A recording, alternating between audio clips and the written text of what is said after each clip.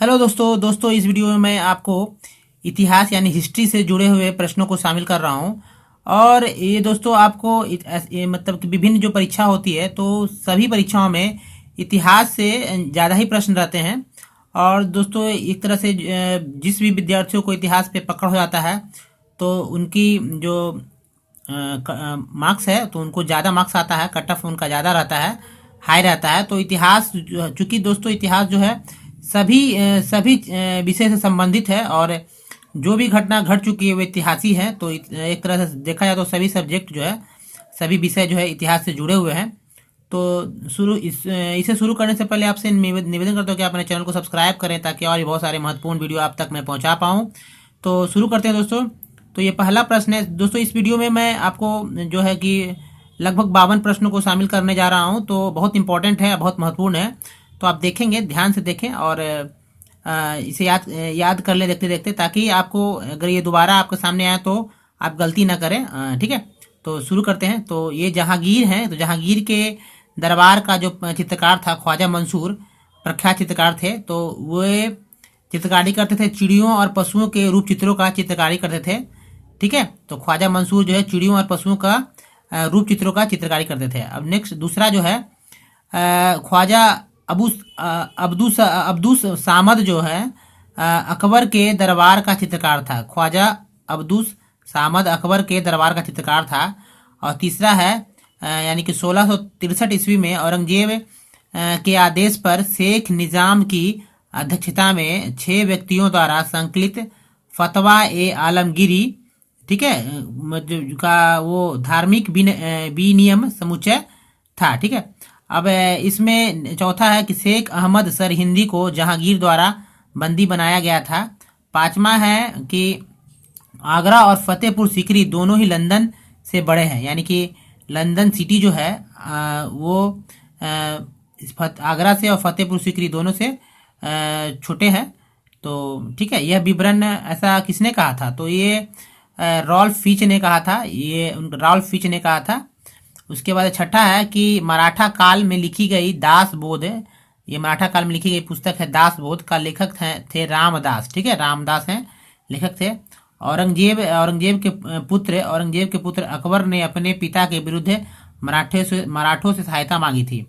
अब आठवां है कि शिवाजी के प्रशासन के पदाधिकारी और पदनाम। तो दोस्तों ऐसे तो चाहे वो मौर्य साम्राज्य हो या गुप्त हो, ठीक है, या मुगल हो या शिवाजी या मराठा साम्राज्य, तो सभी में कुछ जो अधिकारी हैं तो वे कौन से पद धारण करते थे, इससे संबंधित प्रश्न आते हैं।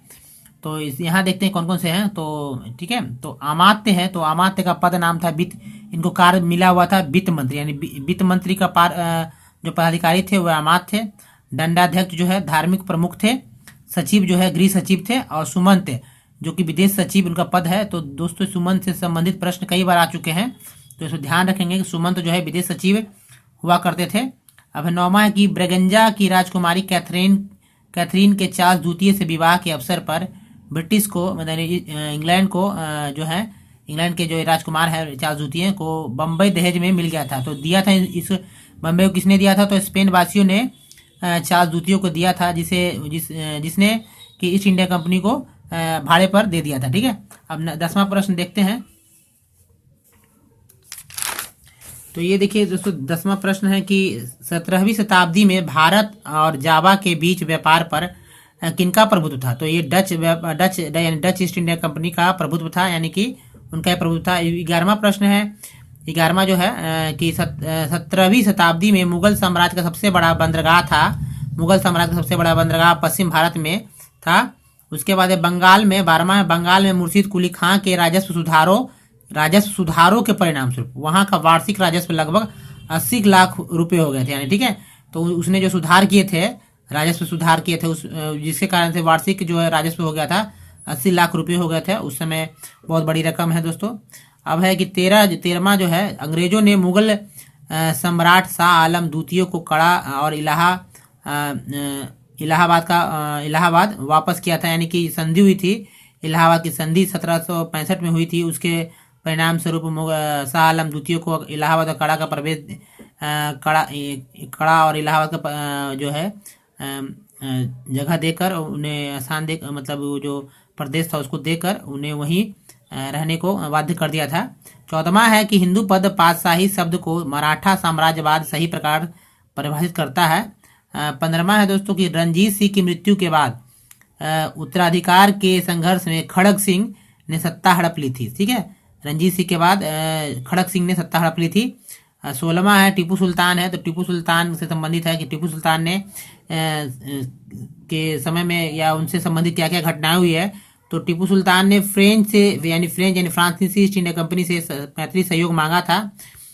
ईस्ट इंडिया कंपनी से जब उनका लड़ाई चला था तब तो ब्रिटिश से युद्ध करते हुए उनका अंत हुआ था। ठीक है, पराभव हुआ था। टीपू सुल्तान ने ब्रिटिश से संधि भी की थी और मराठों के साथ उनका झगड़ा होता था। तो इसी कारण शायद टीपू सुल्तान का पतन हो गया है। और 17वां जो है रोशन अख्तर ने सिंहासनारूढ़ होने पर मोहम्मद शाह उपाधि धारण की थी। ये रोशन अख्तर है, मोहम्मद शाह जो है 1719 से 1748 तक ये मुगल बादशाह रहे हैं, जिनका जो है ओरिजिनल नाम है, जो है मूल नाम है रोशन अख्तर। ठीक है, था। मीर कासिम और ईस्ट इंडिया कंपनी के बीच संघर्ष का प्रमुख कारण था अंग्रेजों द्वारा दस्तक का दुरुपयोग, यानी कि अंग्रेज दस्तक का दुरुपयोग कर रहे थे। इस कारण से मीर कासिम और ईस्ट इंडिया कंपनी के बीच संघर्ष हो गया था। 19वां है मीर सिराजुद्दौला द्वारा अपनी मसनद खोने का कारण था आंतरिक साजिशें और विश्वासघात, जिसके वजह से सिराजुद्दौला ने अपनी मसनद खो दिया। अब 20वां प्रश्न देखते हैं। तो ये देखिए दोस्तों, 20वां प्रश्न है कि भारत में ब्रिटिश अधिकारियों का सही कालानुक्रम है, ये एक कालक्रम है। तो सबसे पहले मार्क्विस कॉर्नवालिस थे, उसके बाद सर जॉन, उसके बाद मार्क्वेस और ऑफ विलेजली, और उसके बाद अर्ल ऑफ मिंटो है। तो दोस्तों इससे संबंधित यानी कि ब्रिटिश जो अधिकारी थे, यानी कि भारत में गवर्नर जनरल, वायसराय, ठीक है, तो इससे संबंधित एक पूरा वीडियो मैंने बनाया है, जो कि आप मेरे चैनल पर जाकर देख सकते हैं। ठीक है, उनका कालक्रम क्या है वैसा, या उनका क्रम पूरा है। तो आप कृपया, एक लिस्ट है जो आप मेरे वीडियो में चैनल में जाएं और उसे सर्च करें, आपको मिल जाएगा। ठीक है, और उसके बाद है दोस्तों 21वां है कि बंगाल में ईस्ट इंडिया कंपनी के द्वैध शासन व्यवस्था में राजस्व प्रशासन और दंड न्याय के प्रशासन का पृथक्करण कर दिया गया था, यानी राजस्व प्रशासन और दंड न्याय का अलग अलग कर दिया गया था। और ये क्रमशः ब्रिटिश, यानी कि राजस्व प्रशासन ये ब्रिटिश ने अपने पास रख लिया था, और दंड न्याय का प्रशासन जो है नवाब के नियंत्रण में दे दिया है। तो ये द्वैध शासन यहीं से जन्म होता है, और ये लॉर्ड रॉबर्ट क्लाइव द्वारा ये ऐसा लागू किया गया था द्वैध शासन। इससे संबंधित अभी बीपीएससी जो है 60 से 62 में भी एक प्रश्न था। अब है दोस्तों कि 22वां है कि भारत के ब्रिटिश आर्थिक नीति बनाई गई थी। ठीक है, तो भारत के महानगरीय पूंजीवाद के कृषि उपाश्रित के रूप में परिवर्तित करने के लिए। अब उसके बाद 23वां है कि 1833 के चार्टर एक्ट ने ईस्ट इंडिया कंपनी के व्यापारिक अधिकारों को समाप्त किया था, यानी 1833 के चार्टर एक्ट ने ईस्ट इंडिया कंपनी के जो व्यापारिक एकाधिकार था उसको समाप्त कर दिया था। 24वां स्थायी बंदोबस्त के अधीन जमा किए गए भू राजस्व में जमींदारों का जो हिस्सा था 1/11 था, यानी स्थायी बंदोबस्त के तहत जो जमींदार को हिस्सा था वो 1/11 था, यानी कि उनको 1/11 रखना था, बाकी ईस्ट इंडिया कंपनी को देना था। और 25वां विदेशी पूंजीपति भारतीय उद्योग की ओर विभिन्न कारणों से आकृष्ट हुए। तो श्रम बहुत यहाँ सस्ता था, कच्चा माल बहुत आसानी से मिल जाता था, और कम दामों में उपलब्ध भी था। बहुत से भारतीय उत्पादों की पूरे विश्व में काफ़ी मांग थी, इसलिए विदेशी जो है पूंजीपति भारत में उद्योग के लिए आकृष्ट हो गए। 26वां है जवाहरलाल नेहरू से संबंधित है। तो जवाहरलाल नेहरू ने यद्यपि कांग्रेस सोशलिस्ट पार्टी के निर्माण के लिए प्रोत्साहन तथा आशीर्वाद तो दिया, परंतु स्वयं इसका सदस्य नहीं थे, ये जवाहरलाल नेहरू ने। तो यानी कि कांग्रेस सोशलिस्ट पार्टी जो है, तो कांग्रेस सोशलिस्ट पार्टी जो है उससे तो ये कांग्रेस सोशलिस्ट पार्टी के निर्माण के लिए प्रोत्साहन तथा आशीर्वाद तो दिया, परंतु स्वयं इसका सदस्य नहीं थे। ठीक है, ब्रिटिश के ब्रिटिश के विरुद्ध विद्रोही नेता रानी गाइदिल्लू नागालैंड की थी। यानी ब्रिटिश के जो विरुद्ध विद्रोही नेता थी रानी गाइदिल्लू, ये नागालैंड की थी। ठीक है दोस्तों, अब नेक्स्ट देखते हैं। ये 28वां है कि बी डी सावरकर ने 1857 में विद्रोह को स्वतंत्रता के प्रथम युद्ध कहा था। 29वां है विधवा पुनर्विवाह अधिनियम जो है गवर्नर जनरल लॉर्ड डलहौजी के शासन काल में पारित हुआ था। विधवा पुनर्विवाह अधिनियम जो है गवर्नर जनरल लॉर्ड जो है डलहौजी के काल में पारित हुआ था। अब है 30वां है दोस्तों, ये देखते हैं। तो ये राजा राम मोहन राय हैं। तो इन्हें राजा राम मोहन राय जो है यह अभिमत दिया था कि ब्रह्मवाद एक प्रकार का विश्व धर्म बनना चाहिए। इनका मत था कि ब्रह्मवाद जो है एक प्रकार का विश्व धर्म बनना चाहिए। और उसके बाद है केशव चंद्र सेन जो है ये उद्घोषणा की कि हिंदू धर्म का जो है शुद्धतम रूप उपनिषदों में मिलता है। उसने केशव चंद्र ने घोषणा किया था। दयानंद सरस्वती कहते हैं कि हिंदू धर्म का पहचान जो है वेदों में यथा संस्थापित धर्म से की है। दयानंद सरस्वती, ठीक है, और वेदों की ओर लौटने को कहा था दयानंद सरस्वती ने। और रामकृष्ण परमहंस जो है इस पर बल दिया था कि ईश्वर तक पहुंचने के कई मार्ग है। रामकृष्ण परमहंस ने कहा था कि ईश्वर तक पहुंचने के कई मार्ग है। ठीक है, अब 31वां प्रश्न देखते हैं दोस्तों कि ये तो था कि जो प्रमुख समाज सुधारक थे उनका क्या मत था। अब 31वां है कि बंगाल में क्रांतिकारी आतंकवाद के सांस्कृतिक पृष्ठभूमि को बंकिम चंद्र चट्टोपाध्याय ने सशक्त बनाया था। ठीक है, तो ये क्रांतिकारी आतंकवाद के सांस्कृतिक पृष्ठभूमि को बंकिम चंद्र चट्टोपाध्याय ने सशक्त बनाया था बंगाल में। और 32वां है कि 1890 की बॉम्बे मिल हैंड्स एसोसिएशन भारत में अपने प्रकार की पहली ट्रेड यूनियन यानी श्रमिक संघ थी। इसकी स्थापना एनएम लोखंडे ने की थी। यानी कि बॉम्बे मिल हैंड्स जो कि 1890 में एक तरह का ट्रेड यूनियन था जिसको स्थापना एनएम लोखंडे ने की थी। अब 33वां देखते हैं। तो ये 33वां है दोस्तों कि निम्न जातियों में उच्च जातियों की रीतियों और प्रथाओं का अनुकरण और ग्रहण करके स्वयं को बनाए रखने का प्रयास एस एम जोशी ने है। ठीक है, एस एम जोशी ने किया था। यानी निम्न जातियों ने उच्च जातियों की रीति और प्रथाओं का अनुकरण और ग्रहण करके स्वयं को बनाए रखने का प्रयास किया था। ये ऐसा तो किया था। और एस एम जोशी ने इसे सांस्कृतिकरण का नाम दिया था। एस एम जोशी ने क्षमा करके एस एम जोशी ने इसको ऐसा जो हुआ था जो उपयुक्त जो परिवर्तन हुआ था तो एस एम जोशी ने इसे संस्कृतिकरण का नाम दिया था। 34वां है कि 1937 के चुनावों में मुस्लिम बहुसंख्यक प्रांतों जैसे कि सिंध, पंजाब, उत्तर पश्चिम सीमांत में मुस्लिम लीग का चुनावी प्रदर्शन बहुत अच्छा रहा। ठीक है, तो ये क्षेत्र थे जहां पर उनका है प्रदर्शन बहुत अच्छा रहा। इसे ध्यान रखेंगे कि 1937 के चुनाव में मुस्लिम बहुसंख्यक प्रांतों जैसे कि सिंध है, पंजाब है, उत्तरी पश्चिमी सीमांत में मुस्लिम लीग का चुनावी प्रदर्शन अच्छा रहा, बहुत अच्छा रहा। और 35वां सुभाष चंद्र बोस ने 1939 में कांग्रेस अध्यक्ष का चुनाव में वह एक आक्रामक नीति के पक्ष में थे जिसका कांग्रेस के नेता विरोध कर रहे थे। ठीक है, के आधार पर लड़ा था सुभाष चंद्र बोस ने अध्यक्ष का चुनाव। 36वां है कि 19वीं शताब्दी के उत्तरार्ध में भारतीय बुद्धिजीवी वर्ग औपनिवेशिक शासन की नीतियों का विभिन्न उपायों से विरोध करने लगा। इस विषय में लेख और पुस्तकें लिखना, अपने विचारों को प्रभावी तरीके से स्पष्ट करने के लिए समाचार पत्र प्रकाशित करना, अपनी शिकायतों को उठाने के लिए समितियां, संस्थाएं और संगठन बनाना। ठीक है, तो ये सारे थे उपाय। और लॉर्ड मैकाले संबद्ध था, तो विधि संहिताकरण से संबद्ध था लॉर्ड मैकाले। उसके बाद है 38वां है कि भारत की स्वतंत्रता के समय भारतीय राष्ट्रीय कांग्रेस के अध्यक्ष थे मौलाना अबुल कलाम आज़ाद थे। यही थे जो कि भारत की स्वतंत्रता के समय कांग्रेस के अध्यक्ष थे। 39वां है रविंद्रनाथ टैगोर ने अपना नाइटहुड का जो पद है जालियांवाला बाग की दुखद घटना के कारण त्याग दे दिया था। उसके बाद अगले एक साल के अंदर गांधी जी ने भी दे दिया था। ठीक है, तो 41वां है कि भारत में मुसलमानों के आधुनिकीकरण का कार्य प्रारंभ किया था सर सैयद अहमद खान ने। तो ये मुसलमानों का आधुनिकीकरण का कार्य प्रारंभ किया था सर सैयद अहमद खान ने किया था। अब देखते हैं नेक्स्ट, देखते हैं दोस्तों ये 40वां। ये देखिए एक सूची है, सूची 1 और 2 है। तो ए ओ ह्यूम को मिलाया गया है। तो ए ओ ह्यूम जो है भारतीय राष्ट्रीय कांग्रेस का सचिव थे।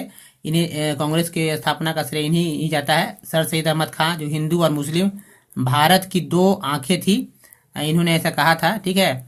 हिंदू और मुस्लिम जो भारत की 2 आंखें थी, सर सैयद अहमद खान ने कहा। मिंटो ने सीडीसीएस मीटिंग एक्ट, ठीक है, राजद्रोही सभा कानून अधिनियम बनाया था मिंटो ने।